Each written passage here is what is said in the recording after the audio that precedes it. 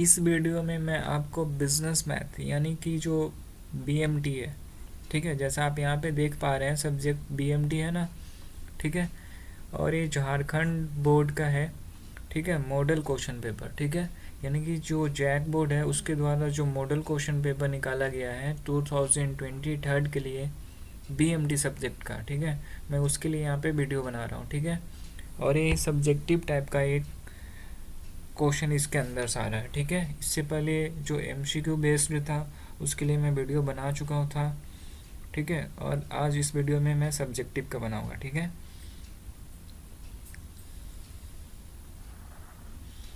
जैसा आप देख पा रहे हैं यहाँ पे कुल प्रश्नों की संख्या कितना है, तो 19 है, ठीक है। और यहाँ पे दिया हुआ है प्रश्न संख्या 1 से 7 तक अति लघु उत्तरीय प्रश्न है। यानी कि जो प्रश्न होगा 1 से 7 तक वो क्या होगा, तो लघु उत्तरीय यानी कि very short answer type question होगा, ठीक है। किन्हीं 5 प्रश्नों का उत्तर देना अनिवार्य है आपको, यानी कि 1 से 7 में से क्या करना है, 5 प्रश्नों का उत्तर देना क्या है, अनिवार्य है। और ये जो प्रश्न है इसके लिए कितना अंक निर्धारित किए गए हैं, तो 2 अंक। यानी कि कहने का मतलब है, तो मतलब जो स्टार्टिंग का क्वेश्चन रहेगा 1 से 5 तक उसके लिए 2 अंक आपको निर्धारित किया गया, यानी कि हर क्वेश्चन के लिए आपको कितने मार्क्स मिलेंगे, तो 2 मार्क्स, ठीक है। इसके बाद आगे में दिया हुआ प्रश्न संख्या 8 से 14 तक, यानी कि क्वेश्चन नंबर 8 से 14 तक लघु उत्तरीय प्रश्न है, यानी कि शॉर्ट आंसर टाइप क्वेश्चन है, ठीक है। इसमें से भी आपको क्या करना है, 5 प्रश्नों का उत्तर देना है, ठीक है। और प्रत्येक प्रश्न का मान 3 अंक निर्धारित किया है, यानी कि जो यहाँ पे प्रश्न संख्या 8 से 14 तक, ठीक है, वो कितने मार्क्स का होगा, तो 3 मार्क्स का होगा, ठीक है, 3 अंक। इसके बाद आगे में लिखा हुआ है प्रश्न संख्या 15 से 19 दीर्घ उत्तरीय प्रश्न है, यानी कि 15 से 19 तक है जो लॉन्ग आंसर टाइप क्वेश्चन है। इसमें क्या करना है, 3 प्रश्नों का उत्तर देना है आपको, और प्रत्येक प्रश्न का कितना अंक निर्धारित किया गया है, तो 5 अंक, ठीक है। जैसे आप देख भी पा रहे हैं यहाँ पे ग्रुप ए लिखा हुआ है ना, 2 मार्क्स, यानी कि जो ग्रुप ए का क्वेश्चन है देख पा रहे होंगे सब शॉर्ट आंसर टाइप क्वेश्चन है, वेरी शॉर्ट, ठीक है। तो उसके लिए आपको कितने 2 मार्क्स मिलेंगे, ठीक है।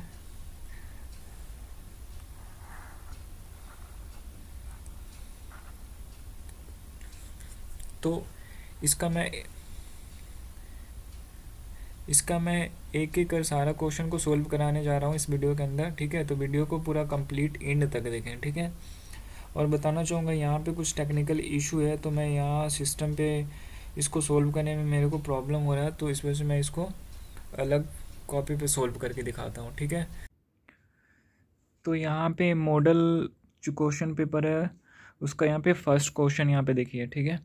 यहाँ पे दिया हुआ if NC4 equal to 5 × NP3 find N, ठीक है। यानी कि NC4 equal to 5 × NP3 find N, यानी कि ये परमुटेशन एंड कम्बिनेशन चैप्टर से क्वेश्चन है, ठीक है।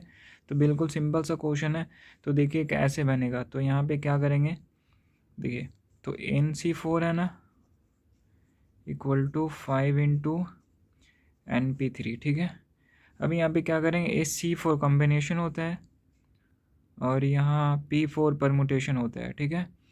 तो देखिए कम्बिनेशन का फॉर्मूला आपको पता होगा, यहाँ पे मैं फॉर्मूला लिखता हूँ।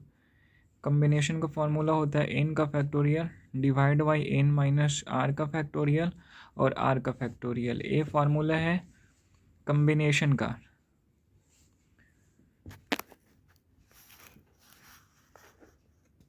ठीक है। तो ये कम्बिनेशन का फॉर्मूला है, देखिए। और उसी तरह परमुटेशन का फॉर्मूला होता है n का factorial divide by n minus r का फैक्टोरियल, यानी कि ये फार्मूला है परमुटेशन का, ठीक है। तो ये कम्बिनेशन का फार्मूला है, ये परमुटेशन का फार्मूला है, ठीक है। तो यहाँ पे देखिए कैसे बनेगा, तो यहाँ पे NC4 यानी कि यहाँ पे C है मतलब कम्बिनेशन, तो यहाँ पे कम्बिनेशन वाला फार्मूला लगेगा, ठीक है, यानी कि A वाला फार्मूला लगेगा, ठीक है। तो यहाँ पे क्या करेंगे, n का factorial divide by n minus 4 का फैक्टोरियल और 4 का फैक्टोरियल, क्योंकि r इक्वल टू 4 हो गया ना, n माइनस आर, ऊपर n और ये 4 को r मानेंगे, ठीक है, इक्वल टू 5 इंटू NP3 मतलब परमुटेशन वाला, यानी कि ए वाला फार्मूला लगेगा, ठीक है। तो देखिए यहाँ पे n का फैक्टोरियल डिवाइड बाई क्या होगा, n माइनस 3 का फैक्टोरियल, n माइनस 3 का फैक्टोरियल। क्योंकि यहाँ पे r का वैल्यू 4 और यहाँ पे r का वैल्यू 3 है। ठीक है, अब इसको सोल्व कीजिएगा। ठीक है, तो क्या होगा, देखिए n का factorial divide by n minus 4 का फैक्टोरियल और ये 4 का फैक्टोरियल। ठीक है, अब क्या होगा, a इक्वल टू से पहले ले आएंगे इस पूरे वैल्यू को, क्योंकि एक जैसा वैल्यू सेम करते हैं, तो ये जो वैल्यू है इसको इक्वल टू से पहले लाएंगे तो संख्या पलट जाएगी, यानी कि n-3 ऊपर हो जाएगा फैक्टोरियल और n का फैक्टोरियल नीचे हो जाएगा। ठीक है, इक्वल टू 5। अब यहाँ पे क्या करेंगे, n का फैक्टोरियल दोनों को क्या करेंगे, कैंसिल। तो बचेगा अब क्या हमारे पास, तो n-3 का फैक्टोरियल डिवाइड बाई यहाँ पे क्या बचा, n-4 का फैक्टोरियल और यहाँ पे 4 का फैक्टोरियल इक्वल टू कितना, 5। ठीक है, यहाँ तक हो गया। अब इसके बाद आगे क्या करेंगे, आगे देखिए n-3 और यहाँ पे n-4, तो जो भी वैल्यू बड़ा रहता है उसको हम क्या करते हैं, छोटा करते हैं। ठीक है, तो चेक कैसे करेंगे कि n-3 बड़ा है या n-4, तो देखिए उसके लिए एक एग्जांपल मैं यहाँ पे बता रहा हूँ।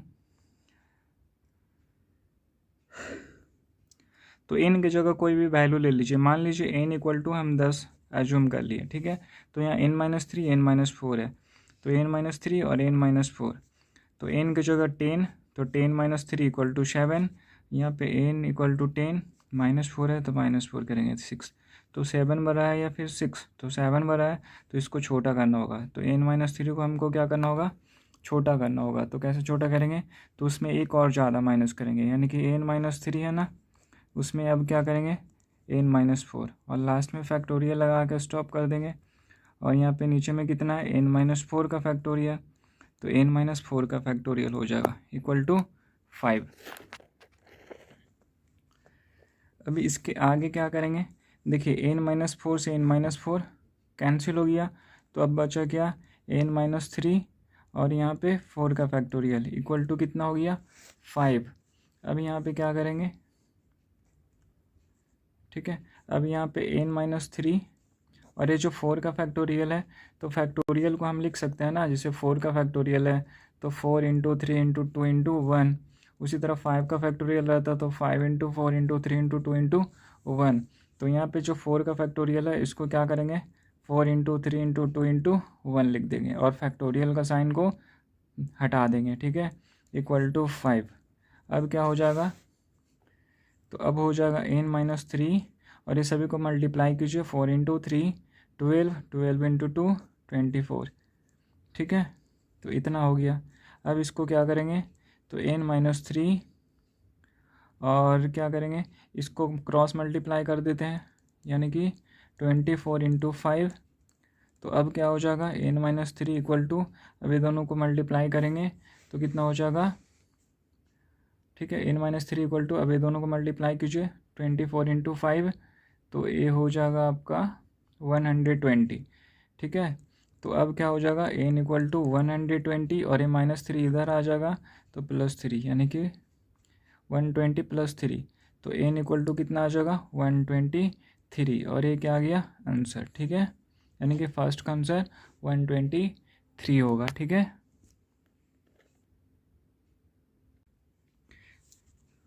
इसके बाद यहाँ पे क्वेश्चन नंबर सेकंड को देखेंगे। तो यहाँ पे क्वेश्चन नंबर सेकंड दिया हुआ है इवैल्यूएट, यानी कि मान निकालने बोला है, और यहाँ पे मैट्रिक्स दिया हुआ है 3/3 का। ठीक है, तो इसे कैसे बनाएंगे, तो देखिए इसे बनाने का एक रूल होता है,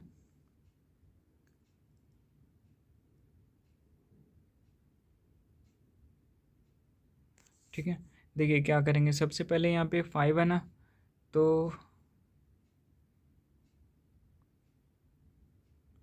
ठीक है, तो यहाँ पे क्या करेंगे, 5 को बाहर लिखेंगे।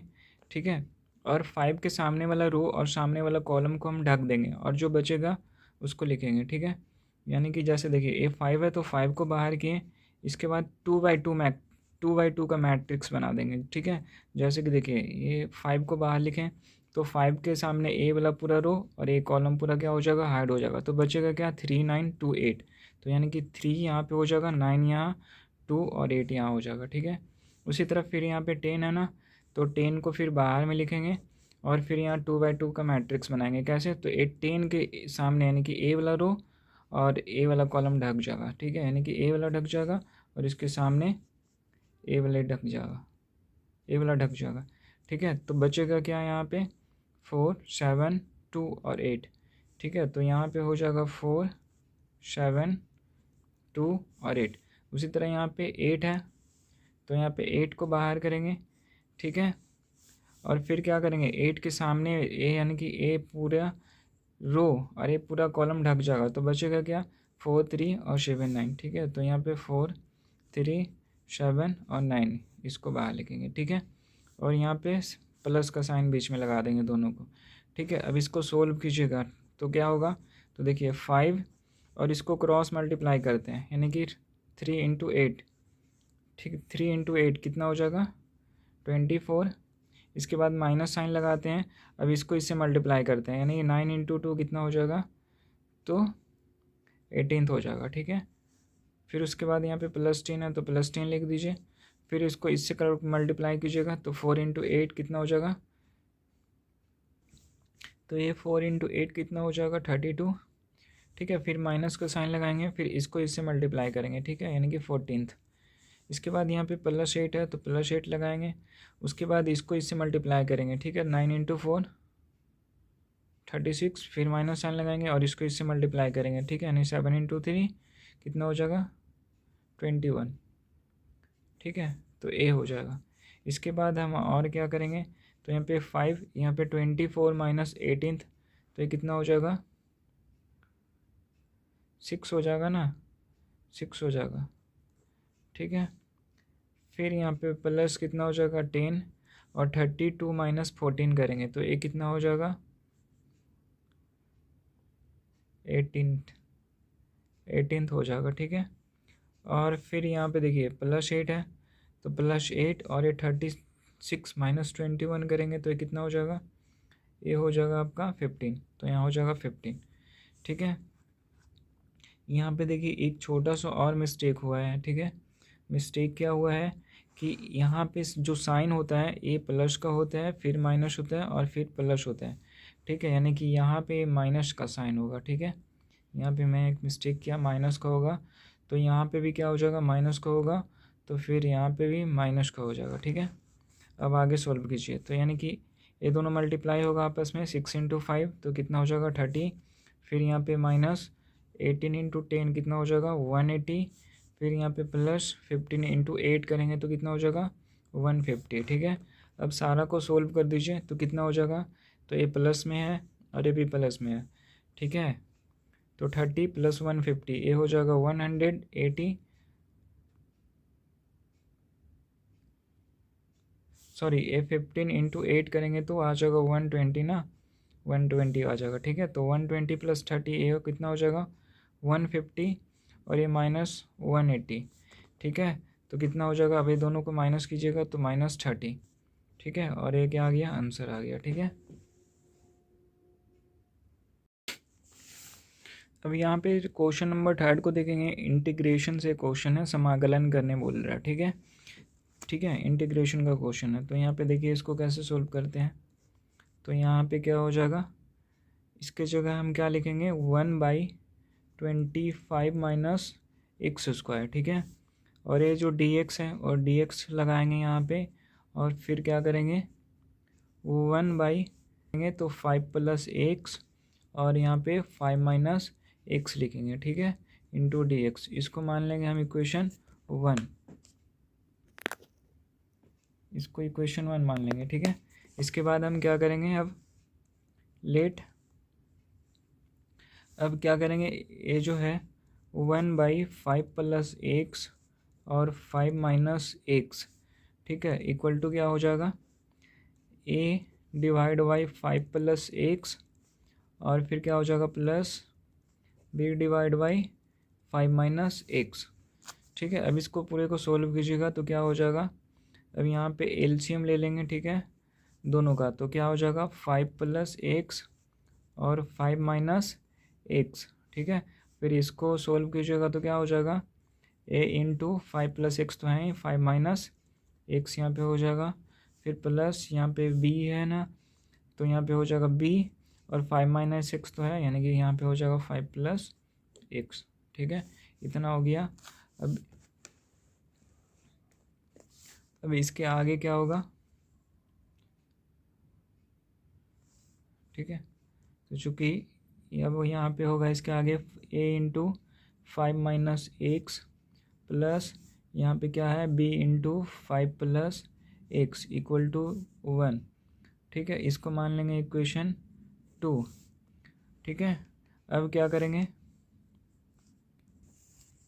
अब देखें यहाँ पे इक्वेशन 1 हो गया और इक्वेशन 2 हो गया। ठीक है, तो अब यहाँ पे क्या करेंगे? 5 + x इक्वल टू 0, यानी कि x इक्वल टू क्या हो जाएगा? तो x इक्वल टू -5। अब क्या करेंगे? यहाँ पे इक्वेशन 2 से चलेंगे हम। ठीक है, इक्वेशन 2 चलेंगे और वहाँ पे x + 5 + x इक्वल टू 0, यानी कि x इक्वल टू -5 को रखेंगे। ठीक है, तो इक्वेशन 2 हमारा a दिया हुआ है। ठीक है, तो इसमें a वैल्यू को पुट करेंगे, यानी कि x इक्वल टू -5 को। ठीक है, तो देखिए यहाँ पे इस वैल्यू को लिख लीजिए। यहाँ पे क्या है दिया हुआ? a 5 - x plus b into 5 + x equal to 1। ठीक है, तो यहाँ पे जो 5 है 5 और यहाँ पे x की जगह -5 हो जाएगा, यानी कि -5 प्लस b और यहाँ पे 5 + x है ना, तो x की जगह -5। ठीक है, इक्वल टू 1। ठीक है, यानी कि इस पूरे को सोल्व कीजिएगा तो क्या आ जाएगा? a into 5 + 5 minus minus plus हो जाएगा। ठीक है, माइनस माइनस प्लस हो जाएगा। ठीक है, प्लस यहाँ पे क्या हो जाएगा? इस पूरे वैल्यू को सोल्व कीजिएगा तो 0 आ जाएगा इक्वल टू 1। ठीक है, यानी a इक्वल टू कितना हो जाएगा? 1/10। ठीक है, अब क्या करेंगे? अब यहाँ पे a का वैल्यू पुट किए थे ना, अब b का करेंगे। ठीक है, फॉर b पुटिंग 5 - x। ठीक है, पहले यहाँ पे 5 + x लिए थे, अब क्या करेंगे? 5 - x इक्वल टू 0 लेंगे। ठीक है, कौन सा? इक्वेशन 2 में ही। ठीक है, इन इक्वेशन 2। तो यहाँ पे क्या हो जाएगा? इस पूरे को यहाँ पे x इक्वल टू 5 हो जाएगा ना, इसको सोल्व कीजिएगा तो x इक्वल टू 5 हो जाएगा। ठीक है, तो फिर से इक्वेशन 1 a वाला को फिर से यहाँ पे लिख लीजिए। क्या था? a into 5 - x plus b into 5 + x equal to 1 था। ठीक है, यही था इक्वेशन 2। उसमें x का वैल्यू 5 यहाँ पे रखिए। ठीक है, तो यहाँ पे क्या हो जाएगा? a इंटू 5 - x की जगह पे 5 रखेंगे plus b into 5 plus x की जगह 5 रखेंगे इक्वल टू 1। ठीक है, तो अब क्या होगा? अब हो जाएगा यहाँ पे देखिए 5 - 5 तो क्या हो जाएगा? 0 तो हो जाएगा, प्लस यहाँ पे 5 + 5 कितना हो जाएगा? 10 हो जाएगा। ठीक है, 5 + 5 कितना हो जाएगा?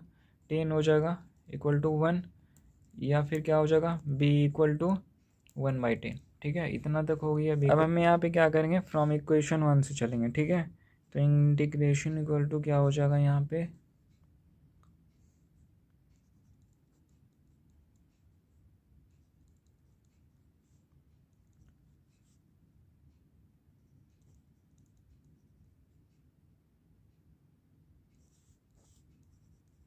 ठीक है, फ्रॉम इक्वेशन 1 से चलेंगे तो वहाँ पे क्या था? a divide by 5 + x plus b divide by 5 - x। ठीक है, इंटू करेंगे dy/dx। ठीक है, तो अब हम क्या करेंगे? a इक्वल टू a की जगह कितना हम लेंगे? 1 डिवाइड बाई 5 + x और इसका करेंगे dy/dx प्लस b समाकलन यहाँ पे क्या हो जाएगा? 1/5 - x और इसका dy/dx करेंगे। ठीक है, तो कितना हो जाएगा अब? ठीक है, अब हो जाएगा a यहाँ पे a log 5 + x और माइनस यहाँ पे क्या हो जाएगा? b log 5 - x है ना, तो 5 - x हो जाएगा।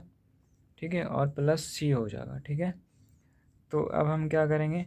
a log 5 + x यानी कि इसको क्या लिखेंगे? 1/10 log 5 + x और माइनस इसको लिखेंगे 1/10 log 5 - x। ठीक है, प्लस c। अब इक्वल टू क्या हो जाएगा? 1/10 log 5 plus x divide by 5 minus x, ठीक है, प्लस सी, ये आंसर आ गया। ठीक है, अब यहाँ पे क्वेश्चन नंबर 4 को देखिए। तो यहाँ पे दिया हुआ है what is probability of drawing a queen in A draw from A pack of 52 cards, यानी कि 52 पत्तों वाली एक जो ताश है, ठीक है, यानी कि ताश की जो गड्डी है उसमें से एक रानी को निकाले जाने की क्या प्रायिकता होगी, ठीक है, यानी कि प्रोबेबिलिटी क्या होगा। ठीक है, तो देखिए यहाँ पे बिल्कुल सिंपल सा क्वेश्चन पूछा है। ठीक है, तो जैसा कि हमको पता है 52 पत्तों की एक गड्डी में 50 है ना,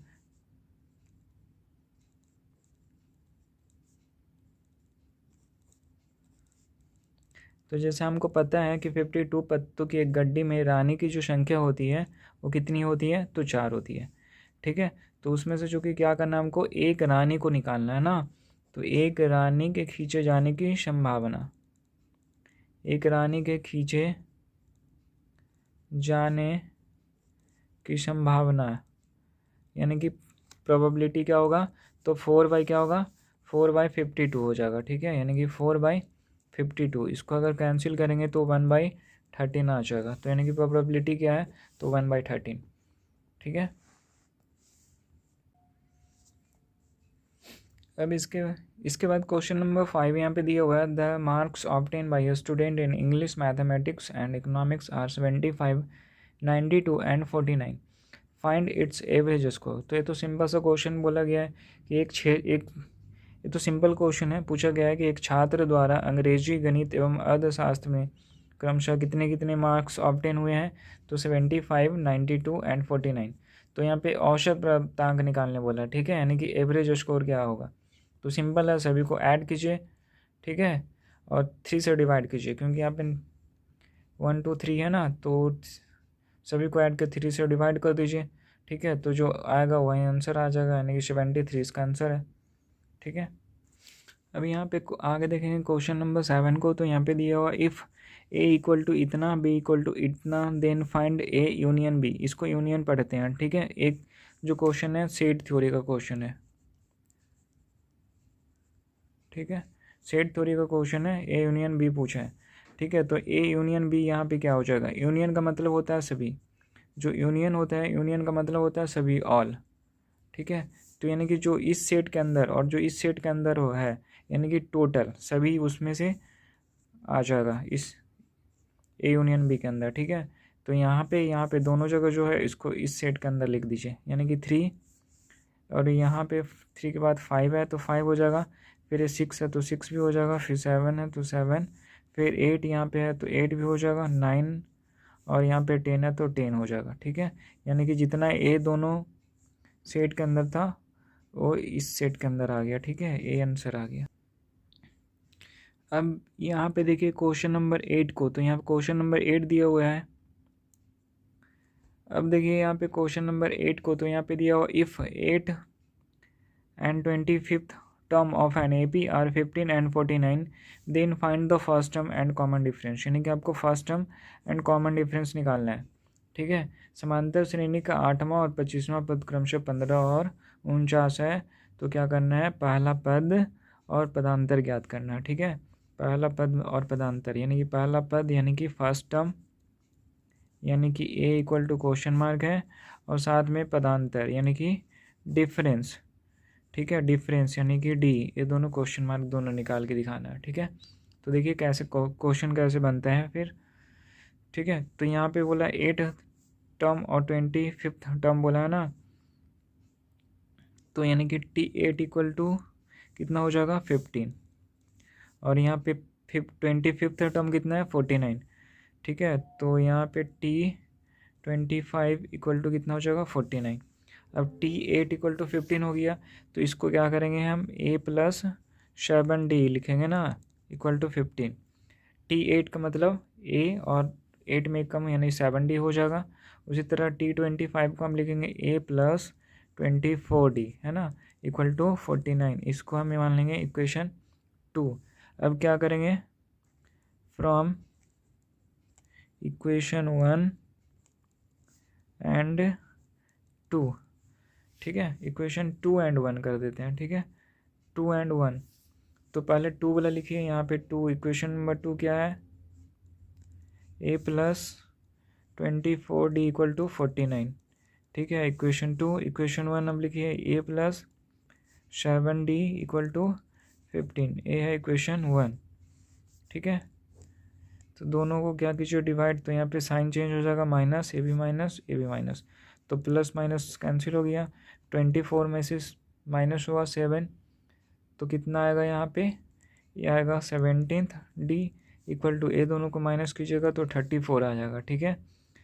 तो फिर क्या हो जाएगा, डी इक्वल टू 34/17, फिर ये कैंसिल हो जाएगा, तो डी इक्वल टू कितना हो जाएगा 2, ठीक है। डी, तो एक चीज़ हमें निकल गया, देखिए क्वेश्चन में पूछा था पदांतर, ठीक है, यानी कि डिफरेंस पूछा था डी, तो डी इक्वल टू कितना आ गया 2 आ गया, ठीक है। तो एक का तो आंसर मिल गया, ठीक है। अब यहाँ पे हमें निकालना है फर्स्ट टर्म, यानी कि ए निकालना है। तो ए कैसे निकालेंगे, तो इक्वेशन 2 या फिर इक्वेशन 1 दोनों में से किसी में भी हम क्या करेंगे, डी का वैल्यू पुट करेंगे, ठीक है, ठीक है। तो यहाँ पे क्या हो जाएगा, so the value of D in equation 1, ठीक है। तो इक्वेशन 1 क्या था, a plus 7d equal to 15, ठीक है। इसमें d का वैल्यू रखेंगे, ठीक है। तो क्या हो जाएगा a प्लस 7 और d की जगह हम 2 ले लेंगे इक्वल टू 15, तो a plus 7 into 2 14 equal to 15। अब क्या हो जाएगा, a इक्वल टू 15 और a माइनस 14 हो जाएगा, ठीक है। तो a इक्वल टू कितना हो जाएगा 1, ठीक है। तो दोनों आंसर निकल गया, डी का वैल्यू यहाँ आ गया 2 और ए का वैल्यू 1, ए मतलब फर्स्ट टर्म, ठीक है। अब यहाँ पे क्वेश्चन नंबर 9 को देखेंगे, तो यहाँ पे बोला है find the inverse of matrix, ठीक है, यानी कि व्युत्क्रम ज्ञात करने बोला है, ठीक है। तो यहाँ पे क्या करेंगे, तो देखिए लेट, इसको मानेंगे ए इक्वल टू क्या हो जाएगा 2 3 6 और 5, ठीक है।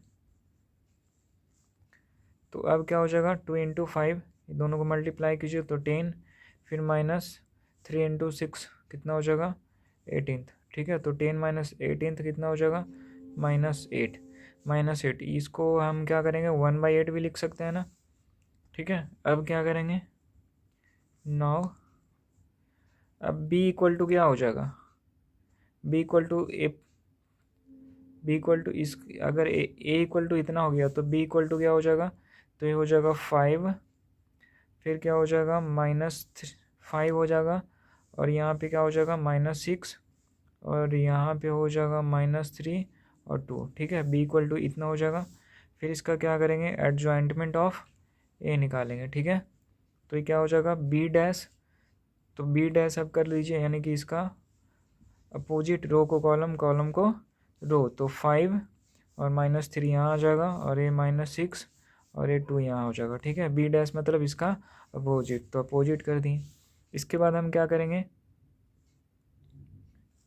इसके बाद a minus dash equal to adjoinment of a divide by, ठीक है।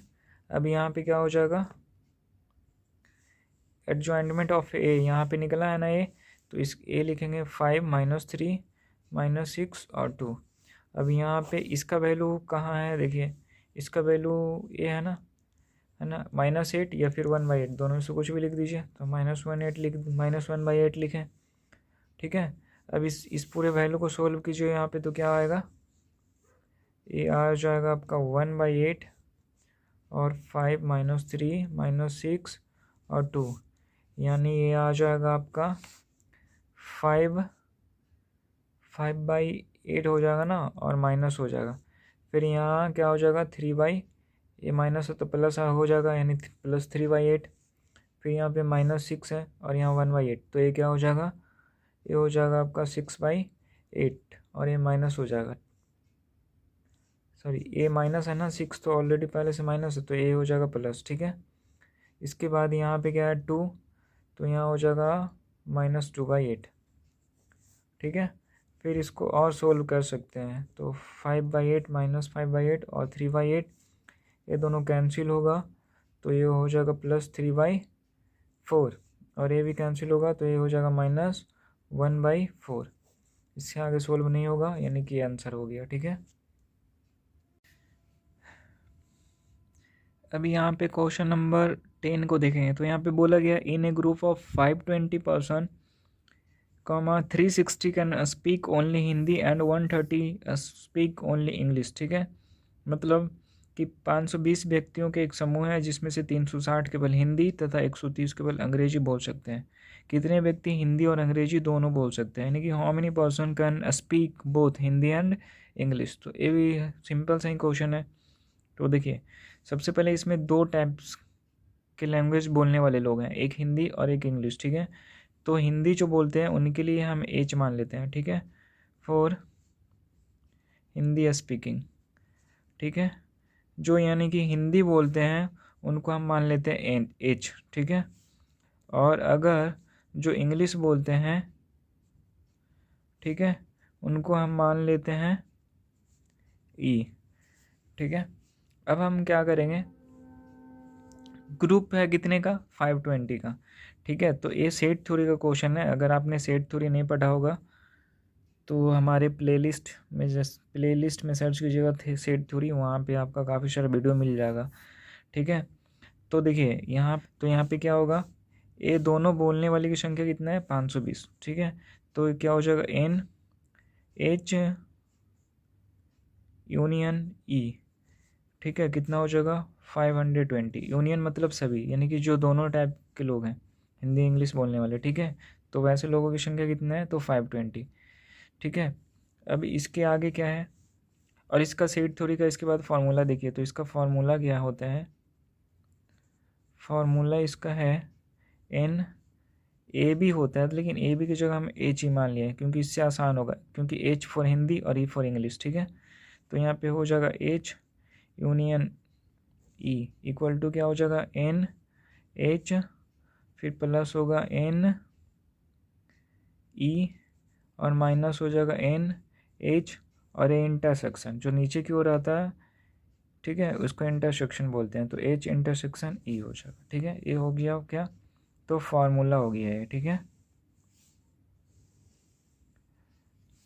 अब हम क्या करेंगे, इस फार्मूले पे सोल्व करेंगे क्वेश्चन को, ठीक है। तो इसका वैल्यू तो दिया है 520, तो यहाँ हो जाएगा 520 इक्वल टू, अब N H plus N E minus N, अब देखिए यहाँ पे क्या होगा, तो एन एच है ना, तो एन एच की जगह हम एन एच को लिख लेंगे, ठीक है, प्लस अब ए जो है यहाँ पे N E minus N into H intersection E, इसकी जगह हम क्या करेंगे, इसकी जगह हो जाएगा कितना, 130।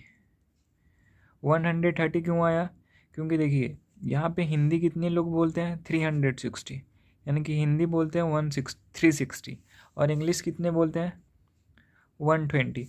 तो यहाँ पे इंटरसेक्शन का मतलब होता है समान। समान बोले तो जो समान का मतलब वैसे लोग जो इस कैटेगरी के अंदर भी आएंगे और इस कैटेगरी के अंदर आएंगे, ठीक है, उनको बोला जाएगा इंटरसेक्शन, यानी कि जो दोनों में शामिल होंगे, ठीक है।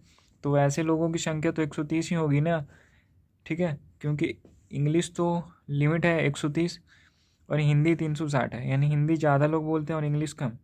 तो जो लोग हिंदी बोलते हैं वो इंग्लिश भी यहाँ पे बोलते होंगे।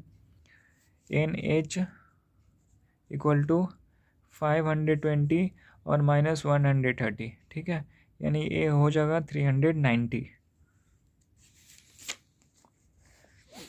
ठीक है।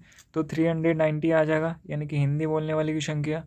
अब यहाँ पे क्या करेंगे, फिर करेंगे एन,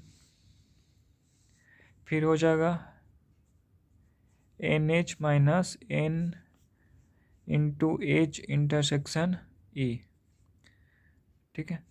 तो अब यहाँ पे क्या हो जाएगा, इक्वल टू कितना हो जाएगा, तो 360, ठीक है। अब ये इक्वल टू 360 हो जाएगा। तो अब इसको सोल्व कीजिएगा, तो एन एच की जगह कितना हो जाएगा, 390 माइनस इसकी जगह कितना होगा, तो इसकी जगह यहीं लिख लेते हैं, ठीक है, यानी कि H intersection E equal to क्या हो जाएगा, 360। तो अब क्या होगा, n into H intersection A equal to 390 minus 360, ठीक है, इक्वल टू कितना हो जाएगा 30, ठीक है। तो ए 30 है, जो हिंदी इंग्लिश दोनों बोल सकते हैं, स्पीक इंग्लिश एंड हिंदी, ठीक है, ये आंसर आ गया।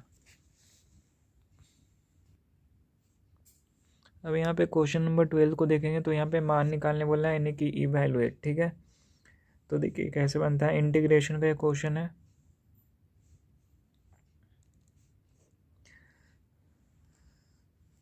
ठीक है, तो ये क्वेश्चन में एन जो यहाँ पे दिया हुआ एन नहीं होगा, ई हो एक्स होगा, ठीक है, यानी कि ई एक्स, और यहाँ पे एन माइनस जो है ए भी क्या हो जाएगा, एक्स माइनस 1 हो जाएगा, ठीक है, और डिवाइड बाई एक्स स्क्वायर, ठीक है, ए हो जाएगा, यानी कि क्वेश्चन में मिस्टेक है, क्वेश्चन ए होगा, ठीक है। इसके बाद क्या दिए, इसके बाद इसको हम सोल्व करेंगे, ठीक है, तो क्या हो जाएगा, e x into 1/x minus 1/x के स्क्वायर, ठीक है, इंटू क्या हो जाएगा, dx हो जाएगा, ठीक है। इसको मान लेंगे इक्वेशन 1। इसके बाद क्या करेंगे, let f into X equal to 1/x, then क्या हो जाएगा, then minus X, F then F dash X equal to क्या हो जाएगा, माइनस 1/x स्क्वायर, ठीक है।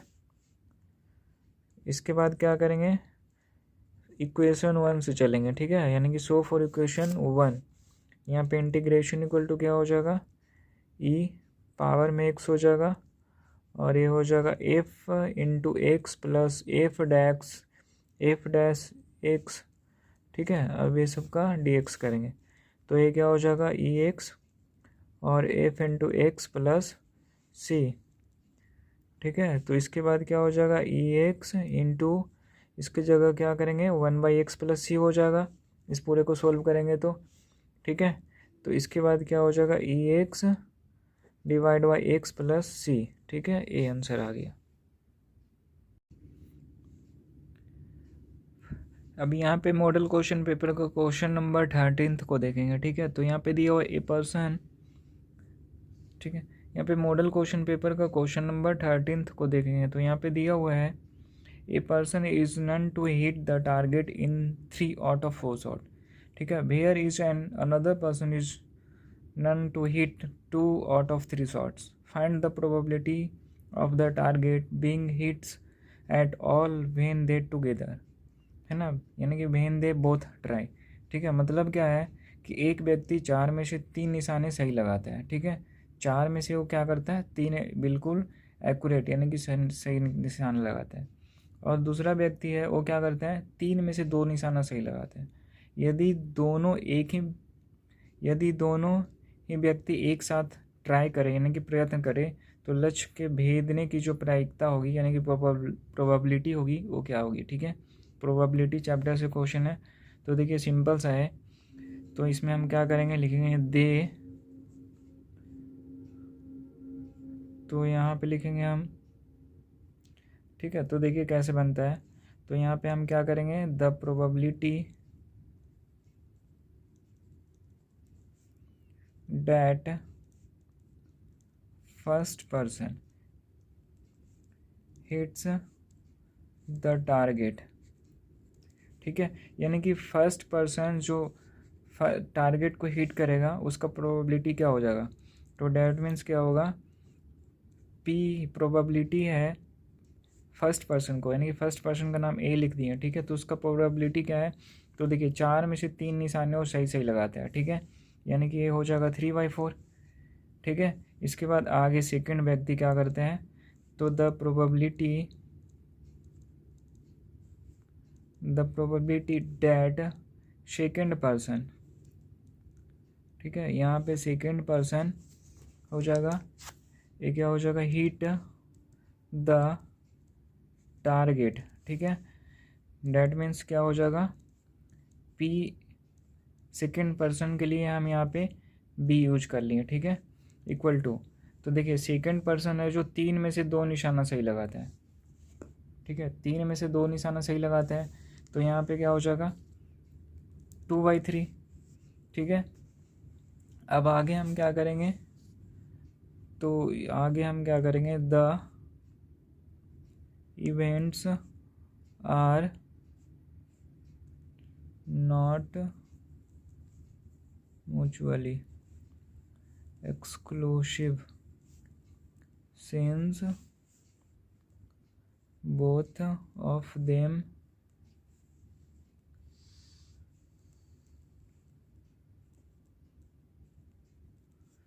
ठीक है। तो अभी तक दोनों अलग अलग टारगेट को हिट कर रहा था। अब इस क्वेश्चन में बोला कि अगर दोनों मिल करके उस टारगेट को हिट करें तो जो प्रोबेबिलिटी होगा वो क्या होगा, ठीक है।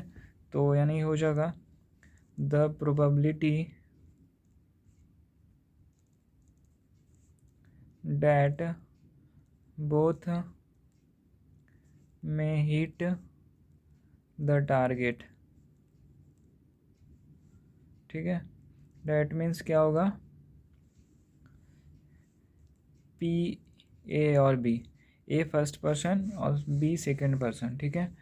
तो P इंटू ए बी, ठीक है, इक्वल टू क्या हो जाएगा, तो A का यहाँ पे कितना है 3/4, तो यहाँ पे 3/4 हो जाएगा। B का यहाँ पे कितना है 2/3, तो इंटू हो जाएगा 2/3, ठीक है। अब फिर क्या करेंगे, दोनों एक साथ कर लक्ष्य को भेद करेगा, यानी कि टारगेट को हिट करेगा, तो क्या हो जाएगा P इंटू ए और बी इक्वल टू क्या हो जाएगा P इंटू ए प्लस P इंटू बी, ठीक है। और माइनस क्या करेंगे इसको, P इंटू ए बी को, ठीक है। तो क्या हो जाएगा पी ए कितना है 3/4, प्लस लगाएंगे पी बी यानी कि यहाँ पे 2/3, और फिर माइनस लगाएंगे P इंटू ए बी कितना है यहाँ पे, तो 3/4 इंटू 2/3, ठीक है। दोनों को सोल्व कर दीजिए, तो ए कितना हो जाएगा 4 + 3, यहाँ पे 3/4 + 2/3, तो ए 4 3 का एलसीएम लेंगे तो 12 हो जाएगा, तो ये 9 + 8 हो जाएगा, ठीक है। और माइनस इसको सोल्व करेंगे तो 2/4, फिर इसको भी कैंसिल कर देंगे तो 1/2 हो जाएगा, ठीक है।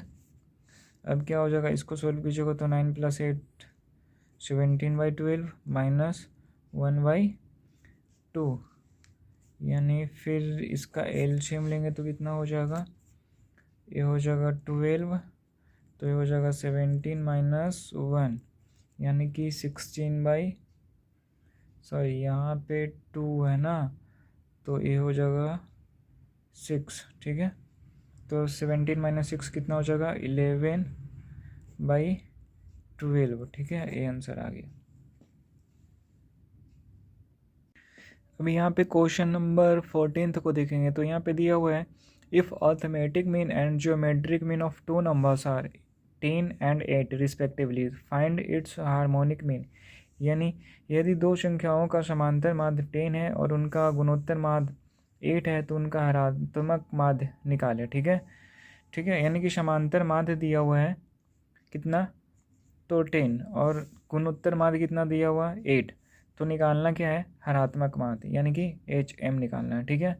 तो इस यहाँ पे एक फॉर्मूला आपको पता होगा, GM² इक्वल टू क्या होता है AM इंटू क्या होता है HM, ठीक है। GM² equal to AM into HM, और तो फिर हम क्या करेंगे यहाँ पे,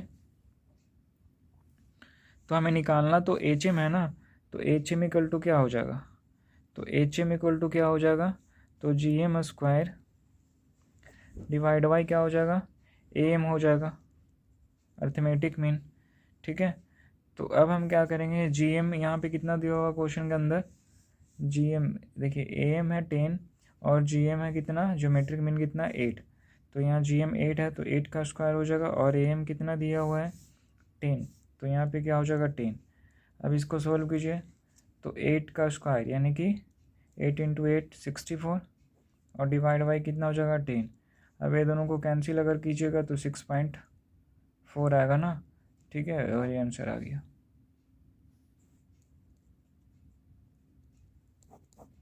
अब इसके बाद जो ग्रुप सी का जो क्वेश्चन है, ठीक है, यहाँ पे लॉन्ग क्वेश्चन है, ठीक है, और ये 5 मार्क्स का क्वेश्चन है, ठीक है। तो ए मैं नेक्स्ट वीडियो में बताऊंगा, क्योंकि इसमें मैं नहीं बना रहा हूँ क्योंकि काफ़ी ज़्यादा लॉन्ग हो जाएगा वीडियो, ठीक है। तो इस वजह से मैं इसको 2 पार्ट में कन्वर्ट करना चाहता हूँ, ठीक है। यानी कि ग्रुप ए और ग्रुप बी यहाँ पे कंप्लीट कराया हूँ, और ग्रुप सी के लिए मैं अलग से जल्द ही आपको क्या करूँगा, एक अलग से वीडियो सेपरेट प्रोवाइड करा दूँगा, एक अलग से वीडियो बना कर दे दूँगा आप लोग को, ठीक है।